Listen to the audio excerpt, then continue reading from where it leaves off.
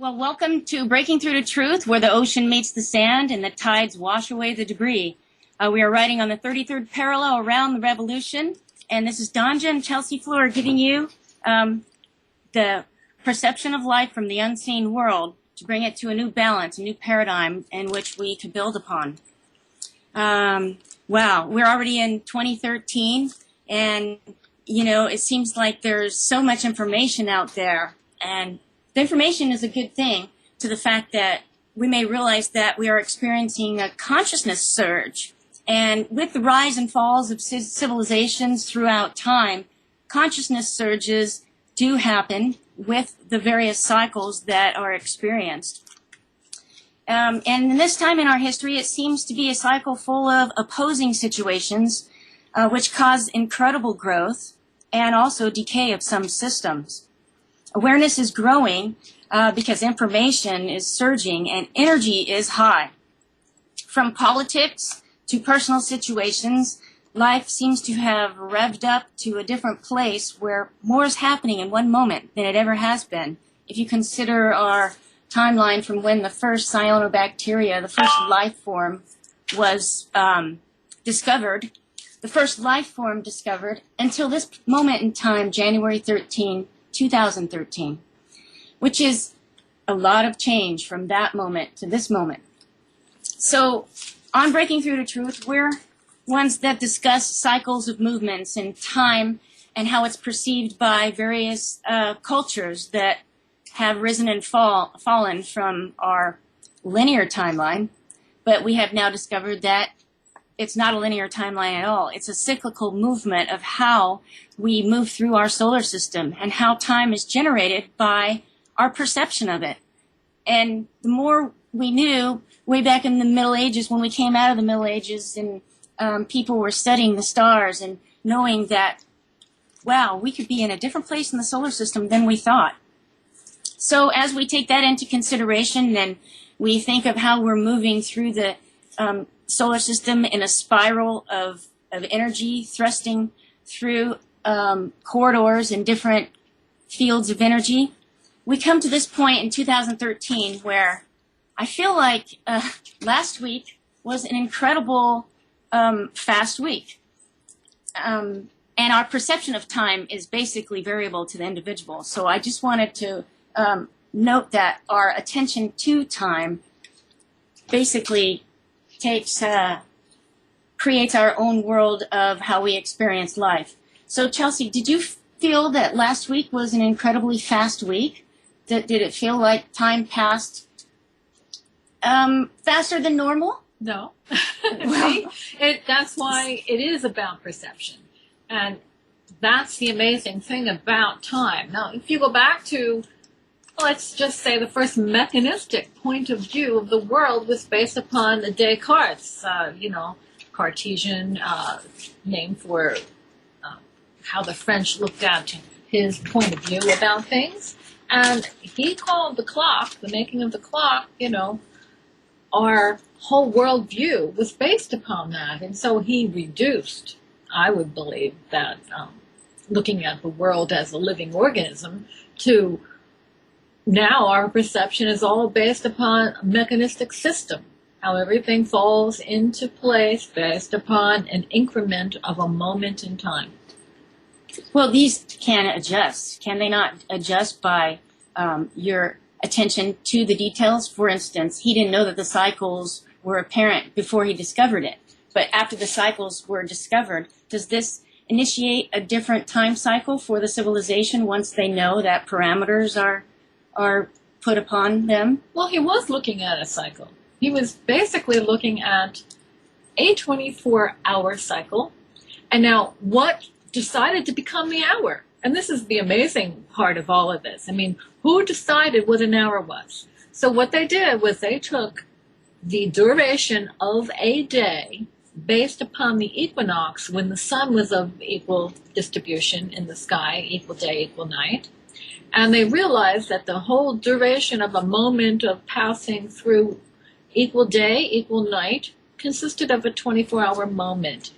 Precisely. But that moment now, it wasn't an hour. It wasn't, an increment yet because they had to decide how to make time. So they divided it into 24 equal parts, 12 equal day, 12 equal night. And in doing so, we have this 24-hour day. And then they decided to take an hour and divide it into 60. Now, 60 is the same increment of degrees that we look at the astrological,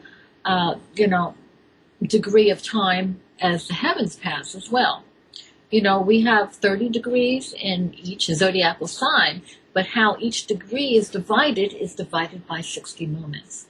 And then we also have how many seconds in a minute, and then how many minutes in a day. There are 1,440 minutes in a day. All this division was all based upon somebody making an agreement that time exists this way. So yes, time can be seen as cycles. And look how these various cycles come together. And we're just finishing up, in the whole cycle of things, 2012, that whole date that we were considering throughout time as being a conjunction point, ending of an old cycle, the beginning of a new one. How you perceive time and what level you're on, what part of that 12-12 cycle are you on to see how time is variant in a variant point of view. You can look at it as a second passes or an hour passes, depending on your attention to how you break down that cycle. Well, the mystics and the priests and the scientists all have a point of view based upon observation. And so observation became very key in creating belief systems. And so how do you observe? You create a stone structure that has a fixed moment in the duration of the solar year that you look at every given moment, yearly, daily, monthly, and you notice the positions of the heavens. And so you decide that the moments in time are all based upon the positions of the stars, the positions of the moon. And so at one time, calendars consisted of 13 months based upon only lunar months. And then the word month actually came from the word moon. It's all based upon that. But they were looking at an equal distribution of the moon going through a 28-day cycle, and there are exactly 52 weeks of the year. So there are, 13 weeks per quarter of the year, and then, you divide 4 weeks into the lunar cycles, you end up with the reverse of that, which is 13 moons in 4 quarters. And, this is like another belief system as to how to look at time. But what they didn't realize was there's a difference between just mean time and sidereal time. Okay, so we have just mean time and sidereal time. Yeah. The whole cycle of the moon will have a different number for people who calculate using different point of origin to calculate it. Yeah, and that's exactly it. It's the point, we take, let's just say, a lunar cycle. It literally only takes about 27, not quite a half day to go around the Earth. But what makes the duration longer is that the Earth is moving. So it's carrying it as its satellite, and it's moving almost 30 degrees through the course of one zodiacal sign to add an additional almost 2.25 days onto it. So then you have sidereal time. So it's kind of a different point of view as to looking at the division of the moment, the division of cycles. And everybody's got a different belief system as to why theirs is correct.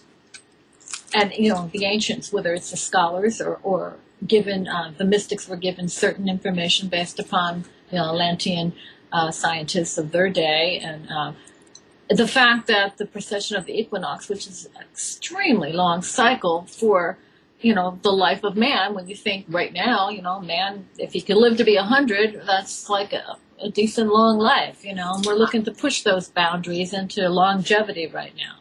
Well, I still don't feel that all of humanity has a full grasp on what precession means. Can we go over that to how that duration of that cycle encompasses many more cycles, like our day and night cycles encompassed in that, our winter solstice and equinox.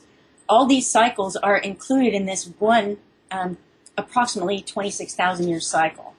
Yes, and approximate would be probably to say approximate would be closer to 25,920.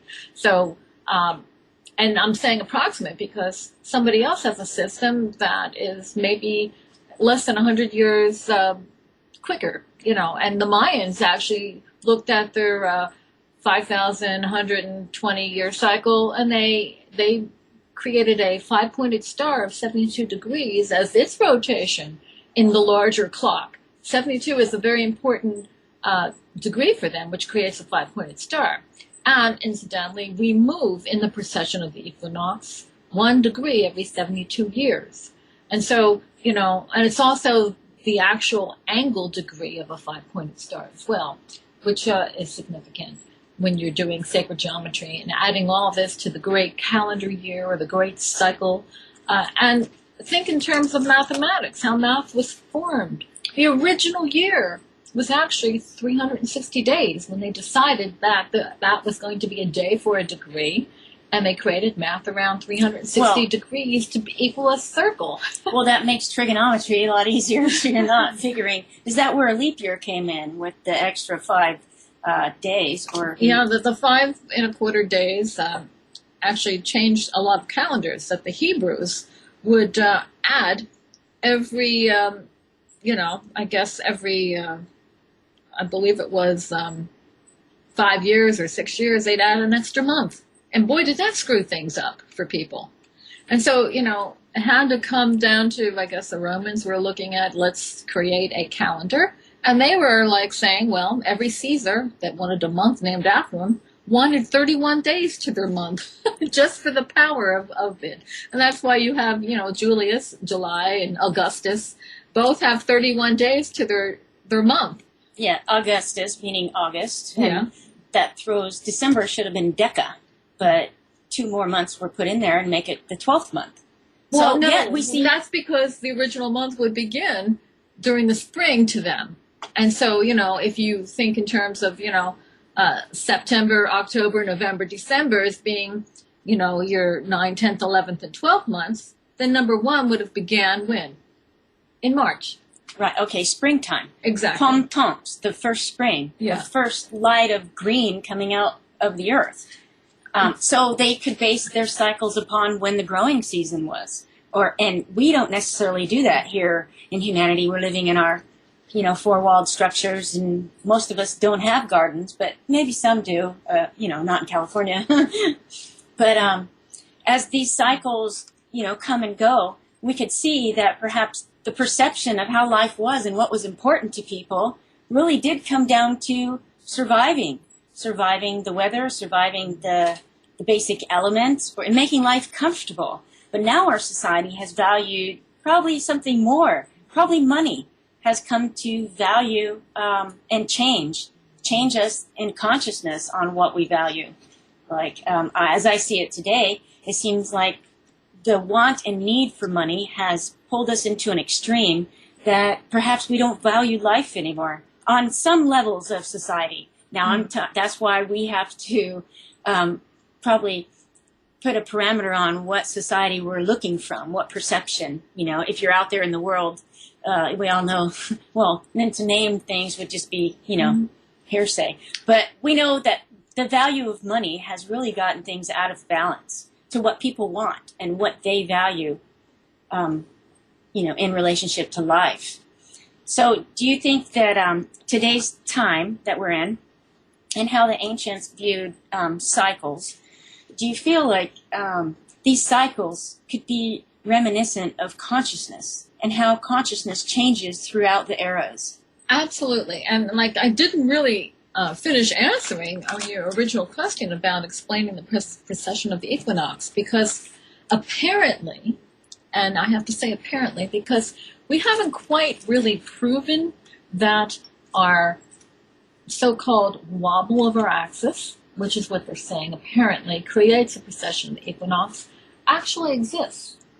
Now, if you were to notice that as we rotate around the sun, we have a tilt to our axis. And that tilt of the axis creates, our summer, fall, winter, spring. seasons, but the tilt remains the same. Now, our northern fixation point for the star that we call the heavens to rotate around right now is Polaris, our North Star, in the constellation the Big Dipper, or Ursa Major. Now, at one time, we know by observation of the precession of the equinox that it has recently, as maybe 4,500, 5,000 years ago, the North Star was Thuban in constellation Draconis. And prior to that, if you go back almost 13,000 years ago, it was Vega out of Lyra. And we're now in the placement of looking at what the North Stars are going to be, and it's going to be in the constellation Cepheus and in the constellation Cygnus. That's next on its journey back to Vega out of Lyra. Now, what creates this phenomena is in question, and it's a big question to scientists, it's a big question to astronomers and astrologers as to, now that we realize that we have a center sun called Alcyon in the Pleiades, that our soul, our sun, actually rotates around, much like the Earth rotates around the sun with its axis pointed in the same direction.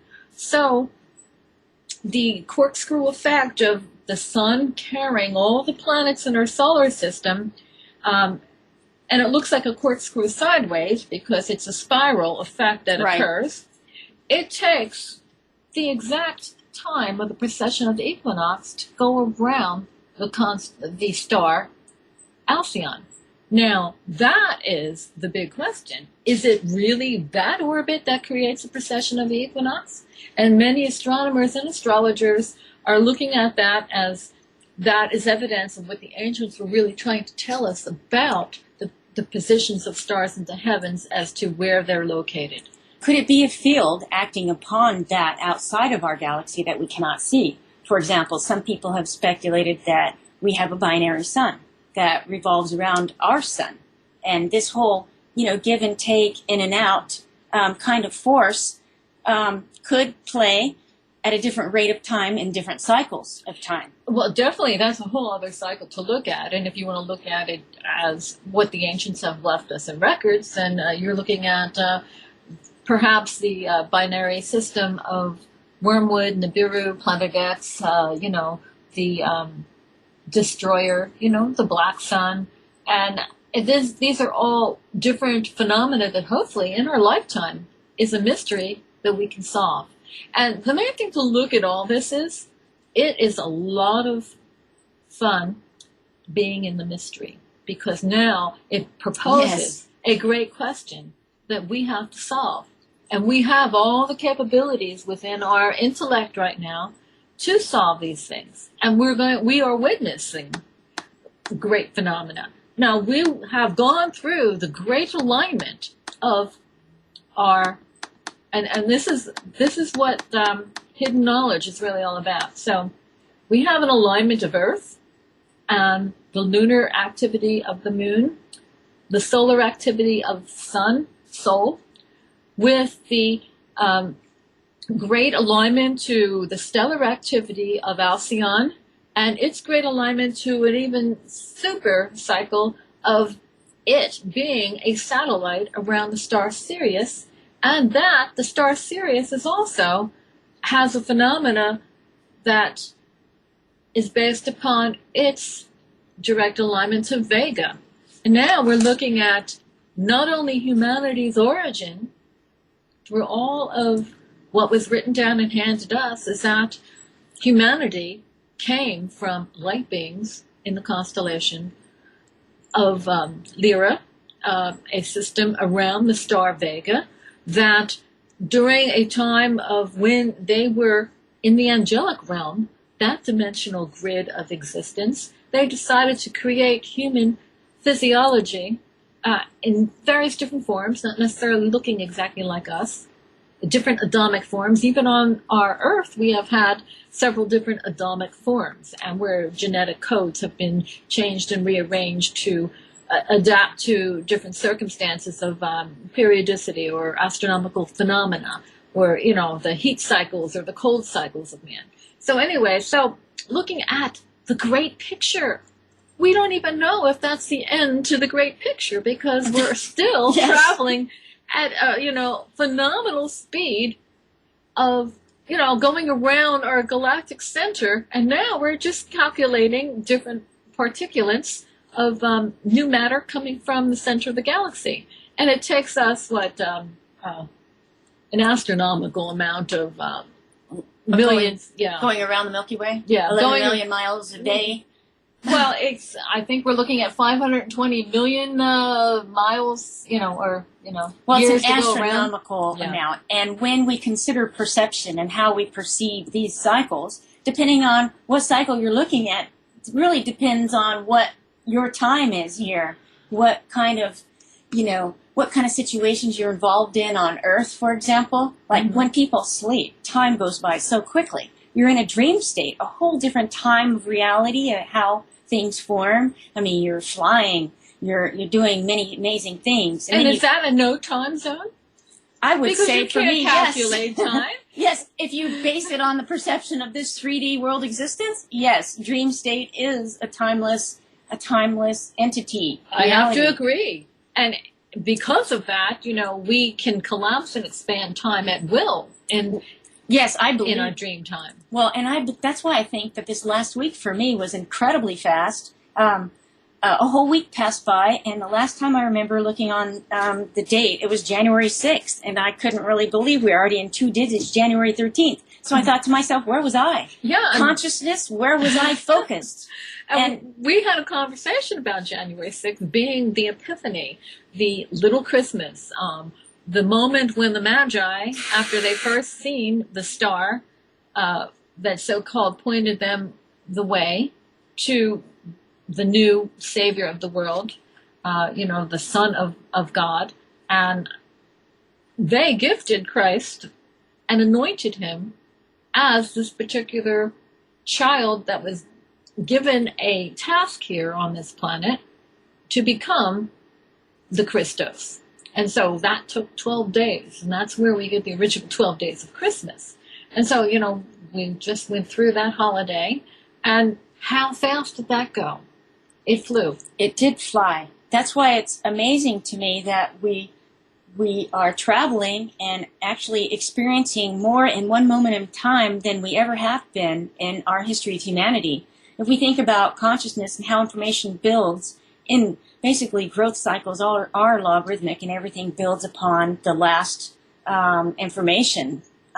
So if you consider that and how our timeline grows, we are really traveling fast here into a world that's basically uncharted. So how perception changes things, and the more we learn, we do incorporate more of a perception of what perhaps this life experience is about. I mean, we have all the information of cycles, of consciousness, of societies growing and falling, and we're here now on the precipice of our society, where it seems that many more modalities are coming into our structure of belief structure, where much more is being revealed about how we have been operating here on the planet. And perhaps this unseen information can be a key to how we can use these tools of information to perhaps birth ourselves out of this null zone, or out of this situation where we're on a razor's edge. Do you know what I mean about how consciousness can be tipped in this time right now to better our lives even more on the route that we're on? Well, you used the word tipped, and I like that word mainly because, for me, I look at cycles as energy. And energetically, what receives the information has to come from a common source, and there are a couple sources before you get to the absolute source. Now, Yes, well, that's what our task here. Well, some of us always wondering, where does your source come from?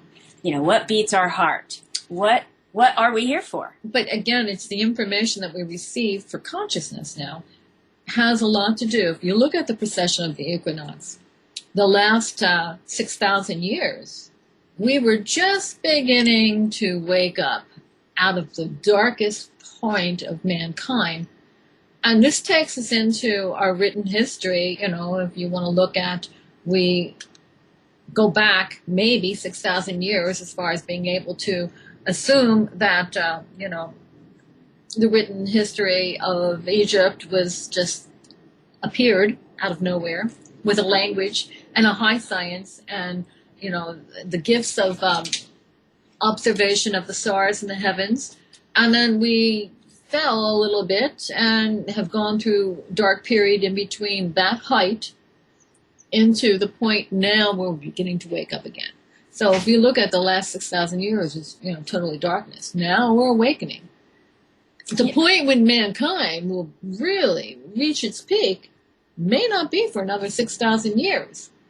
And to know that the eternal soul has chosen to be imprinted with the energy of this moment in the body that you inhabit right now is an amazing thing. Because how many lifetimes have we lived to look back upon, you know, our choices here as to how do we make this happen? So it is about the angle of receivership of the energy sources. And, you know, I always say that light is about absorption, reflection, refraction, you know, and processing all that as a nutrient.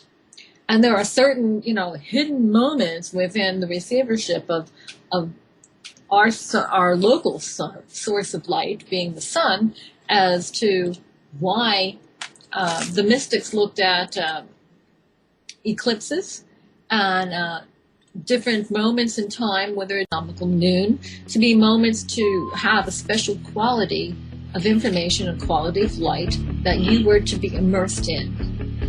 Wow. Hold that thought. We're already at the half-hour break. You're listening to Breaking Through to Truth. This is Revolution Radio at freedomslips.com. Come and join us on the chat, and we'll be back after this.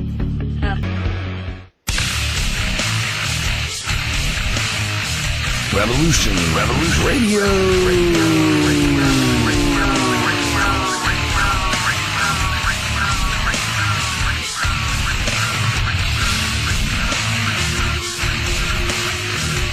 You don't see it, do you? How close we are to absolute chaos? The sick ones are sitting on their fat masses, eating and drink themselves into a stupor, polluting the world without a second thought while it goes down the toilet. Nobody wants to do the nasty work. You know, the shit that we all just think about. Most good citizens are just along for the ride and then bitch and moan and complain about everything when it doesn't work out. Not me. Get it done. Revolution Radio, where we do the nasty work. www.freedomslips.com.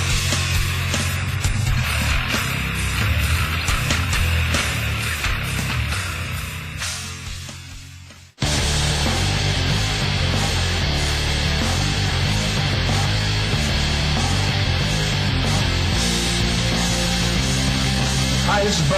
And this is Rocco. And the Bo and Rocco Show is here to offer insight into legal and lawful remedies. Our goal is to remain free and help others remain free in an ever-increasing police-like state. With the help of our guests, we try to answer questions such as what went wrong and what can we do about it. So tune into Revolution Radio at www.freedomslips.com Wednesday nights, 10 to 12 p.m. Eastern Standard Time to listen to the Bo and Rocco Show. You don't need to expect us. We're already here. Revolution Radio.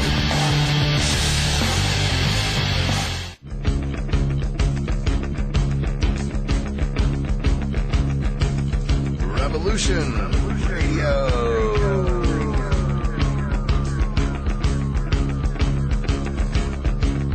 You're listening to Revolution Radio, freedomslips.com, 100% listener-supported radio, and now we return you to your host.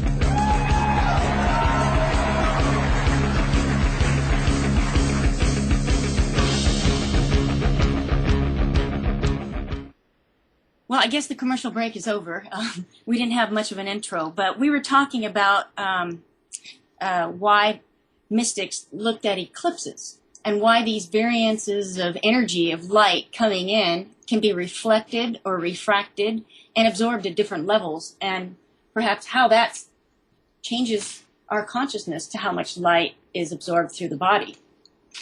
Well, it's not really about light. It's about energy.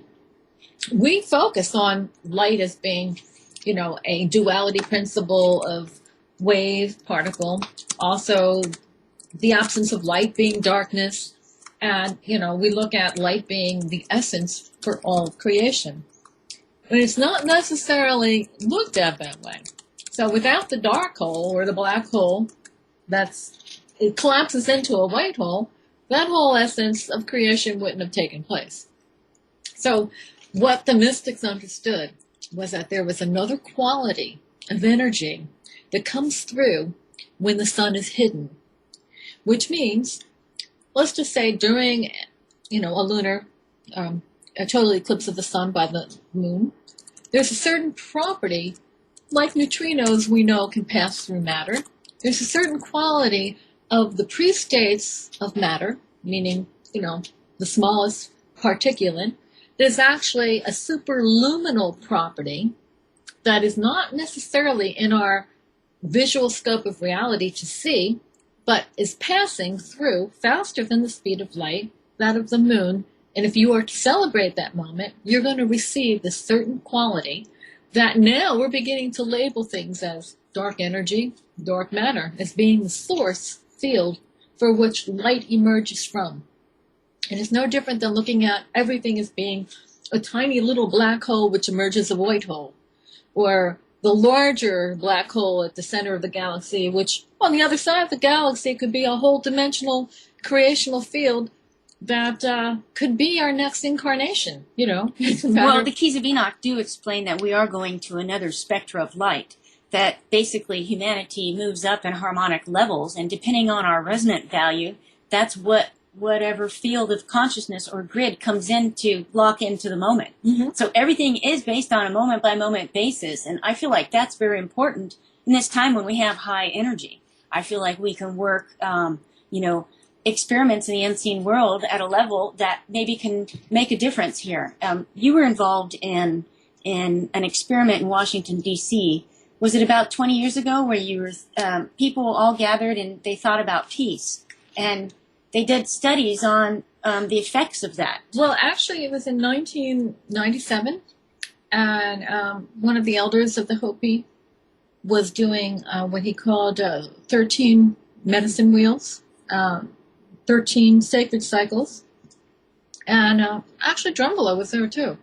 And it was interesting because we gathered a few people that we thought could have the most effect in consciousness on our capital.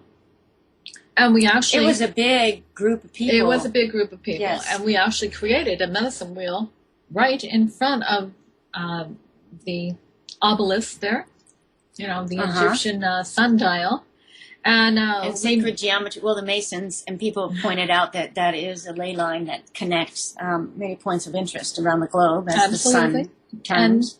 And it is also about, the phallic symbol of man dominating that whole Washington, government area there, which has a lot of Masonic symbolism as well. But what we were doing is we were bringing in an energy based upon, knowing that the cyclic phenomena within the next 20 years was going to take place.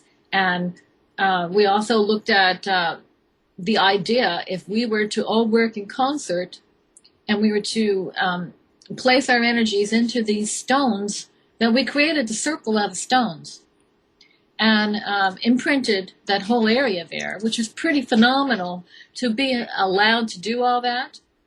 And, I ended up bringing my stone back with me, and I still have it, and it was a great representation. And we actually created a sacred fire there as well. And through the 13 sacred fires, the ashes were collected. And the ashes were... Where were the 13 sacred fires? In a circle there or around the world? Around the globe. And a lot in this country as well, that was there to lay down a particular energetic crystalline grid of the planet. And, as we're looking at, if you were to find, if you were to create a circle around the globe that laced and connected all of your sacred sites, you'd find that they all are in a particular ley line that showed that maybe the equator was at a different location during a different pole shift at one time, which to me is an amazing feat to even notice. And you have to either have aerial, travel, what were they traveling in order to know how to place these things on the grid. And all the sites are all connected. All the major sites are connected on this new equator. Well, if they took the center point as being Egypt, like we talked about before, that is the center of the Earth's land mass. Right now, but it's 30°31, and so it's not at the equator. Right. So according to the ancients, that is the old equator. It was in position at one time, and that the north rotational geographical North Pole may have been where our magnetic North Pole used to be. And as this begins to migrate, and we do know that the magnetic North Pole migrates, it could be as little as a couple miles a year. In the 21st century, it was 9 miles per year. Now it's up to 40. It's about four times as much movement right now, moving towards Siberia. But it's also, I believe that magnetic North Pole is a memory of our former geographical North Pole. Well, a lot of scientists have been talking about the memory of lava flow within the Earth, that perhaps if a shift happens, it could go back to an old memory. But that's a theory that probably needs to be investigated by ice core samples and such. Mm-hmm. And they have been able to determine different cycles through the ice core samples. So technology does seem to be catching up with the philosophical thought that was written down in textbooks for us to figure out. That's why this time is so very important. It's like the balance. Well, the age of Aquarius is like the balance between the masculine and feminine. So we have the patriarch and the matriarch coming together in one body, temple, soul, sort of analogous to our brain with the left and right hemisphere of the brain, because we all know that men and women think differently. So, the whole Venus-Mars analogy of men and women, and the whole opposition of energetics that create a whole new energetic system that perhaps we can build a world upon and grow from a synergistic, connection of these two ways of thinking, with science and spirituality, or, masculine and feminine, gentleness with strength, So what do you think that in the future we can perhaps take all these modalities and put it into another script or another pathway that we could figure out to build upon? Well, it's funny that you were talking about humanity in its essence right now as a duality principle of masculine and feminine. Now, what we are looking at is there was at one time an androgynous body, that we were neither and or both masculine and feminine principle in one. Well, yeah, it's a mixing. Well, that's how we grow, right? We learn from one age, we learn from another age, and if you have memory of those ages and that war does not work, so we can move on and make, other little gadgets instead of weapons. Mm-hmm. But, that's just an example of perhaps what we could take from another lifetime that we know is a valid truth and how we can build upon it. Well, there is a question that has come up in the chat, and it is about, are we returning to this equator? Not necessarily. We are not sure what the cycles of electromagnetism have in store for us. But what we do know is what we are modeling from the difference between a magnetic pole, a geographical North Pole, and that there is a third pole called the geomagnetic pole. This forms sort of like an equilateral triangle. We may be headed towards the third pole as a balance point. And, if that's the case, then we're looking at maybe perhaps another 30-degree movement in another direction that will make what I believe of the ancient civilization that was in its high point, the existence that has been totally frozen under 2 miles of ice in the continent of Antarctica, might now be in a climatic zone where that ice will melt, the water tables will rise again, and whatever is left on the poles will again refreeze, and we're going to go through another shift of horrendous type of weather. And we don't know for sure how this will happen. We only know that we have survived it in the past, and we now are better equipped to look at what the ancients had done was they built underground housing.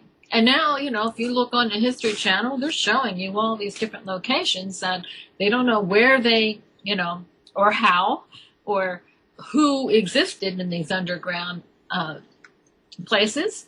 They only know that the Hopi tell you that their people came from the Grand Canyon. They actually walked out of the center of the earth during the end of the last deluge. You have places all over the world that have underground habitats for humanity to survive. If we are looking at a pole shift, what is it that, we're discussing right now that is already known by scientists and the governments of the world in some kind of global way? Is this the reason why they're allowing the money systems to go crazy and they don't care if people are bankrupt, that they're using all the profit to create their own underground cities and tunneling? And tunneling's been going on since the Sperry Round Company developed these great boring machines that were used for creating tunnels through mountains, but now they're doing it underground. They've been doing it. I mean, we've had situations where the Taos hum, anybody remember that back in the 90s? Where was that coming from? If you were to draw a geometrical location, it was probably going to Dulce, which is a known underground, governmental placement of people were talking about. That's where a lot of alien interaction was taking place. So we only have hearsay at some level, and we do have witnesses that come forth. But, where's the actual proof of all of this? I think that every individual out there that knows this information, that's questioning this information, has a duty to themselves to figure out how we are going to adapt, either one way, consciously, to change the reality out there, and it is about changing your fate, or to be able to adapt and figure out a way to survive. It's going to be one way or the other. And how strong in consciousness are we to make changes? I really believe that we could change the orientation of a hurricane, that we can change the location of an earthquake. We can soften the effects of a tidal wave if we were all to focus on that instead of being fear-based, running and hiding. There's a lot of experiments that go on, and there are living avatars that are here still, that I think that have very powerful thought, that are looking to guide mankind in various different ways, in hopes that our genetic coding during these times of great survival and great upheaval of these systems out there that are cyclic in nature are going to make changes and going to make us far more adaptable in the next coming root race. Because it's all been foretold that that is the cycle that we will be approaching soon. But how it all unfolds is all based upon us. Yes, and we do know more than, collectively, not necessarily more, but we know many things that we've learned from ancient civilizations and put it together with what we're doing with tablets and computers these days, and how everything that we have as information now should be able to move us into the next evolutionary state of our existence here on this planet. But we do seem to have, or it could be a perceived idea that perhaps there's other forces trying to govern our free will into a direction that perhaps we don't necessarily want to go or feel that it's necessary for our ultimate growth. Well, there will always be power struggles. And that is your test as you being an initiate in this dark cycle, emerging as, you know, an initiate in the new cycle to come. And when I'm saying initiate, I mean, we are all, as we begin to awaken up, making choices that initiate change in your own personal lives that will awaken you. Well, it goes back to how many philosophies talk about our body as being a body temple. And if we consider that our spirit, soul, or that energy that's unseen, came from perhaps a long ways away to embody itself into this body, we have made a choice to come here on the planet. So I look around and we should honor everybody's existence, and some people are more ornery than others. Yes, it's just been determined through time that there are controllers out there. But I think the whole essence of this power grab that we're experiencing could be like a test of light and undeveloped light. It could be, look at that. And the